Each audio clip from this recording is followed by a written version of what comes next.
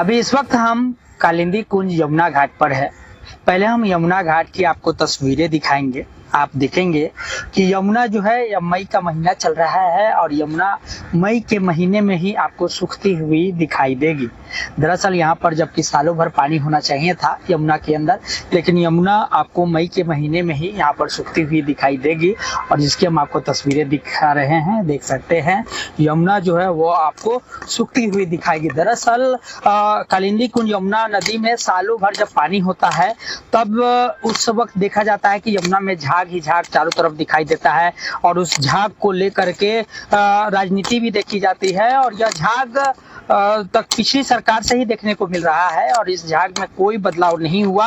अभी भी भारतीय जनता पार्टी की सरकार है, लेकिन कुछ दिन पहले तक जब तक यमुना सूखी हुई नहीं थी तब तक यहाँ पर जो है आपको झाग खूब दिखाई दिया, लेकिन अब जो है यमुना में पानी कम हो गया है, झाग भी कम है। आप देख सकते हैं झाग तो ना के बराबर है क्योंकि यमुना अब सूखती हुई दिखाई दे रही है। आधा यमुना जो है वो पूर्ण रूप से सूख चुकी है और जो आधी बची हुई है उसमें हल्की हल्की आपको पानी दिखाई देगी और ये मई का महीना है। वहीं हम आपको बता दें दिल्ली सरकार के द्वारा एक बड़ा फैसला लिया गया है। दिल्ली सरकार के द्वारा क्योंकि यमुना किनारे हमेशा छठ पर्व मनाया जाता है, जिसको लेकर के 100 करोड़ की लागत से यमुना किनारे एक जो कालिंदी कुंज यमुना घाट है इस पर 100 करोड़ की लागत से भव्य छठ घाट का निर्माण कराया जाएगा।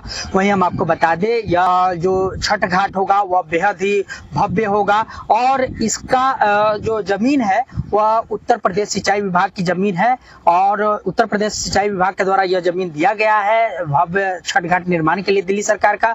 लेकिन जो 100 करोड़ का लागत आएगा छठ घाट का निर्माण करने के लिए वो पूरी तरह से दिल्ली सरकार उसका खर्चा उठाएगी, जिसके बाद जो है अब यहाँ पर भव्य और दिव्य जो है कि छठ घाट का भी निर्माण कराया जा रहा है। तो कहीं ना कहीं यमुना को जो टूरिस्ट प्लेस बनाने की बात कही गई थी उसके तरफ जो है अब धीरे धीरे कदम उठाते हुए दिल्ली सरकार दिखाई दे रही है। जिस तरह से 100 करोड़ के लागत से भव्य छठ घाट का निर्माण होगा तो वहीं अब यमुना का भी कायाकल्प देखने को मिलेगा। जो यमुना मई के महीने में ही सूखी हुई दिखाई देती है, हो सकता है कि जिस तरह से इसका नव निर्माण होगा, छठ घाट निर्माण होगा, तो उस दौरान जो है कि कहीं ना कहीं यमुना में भी पानी देखने को मिले और यमुना भी पूरी तरह आपको सालों भर बहती हुई नजर आएगी। हरिकिशोर शाह, जी मीडिया, दिल्ली।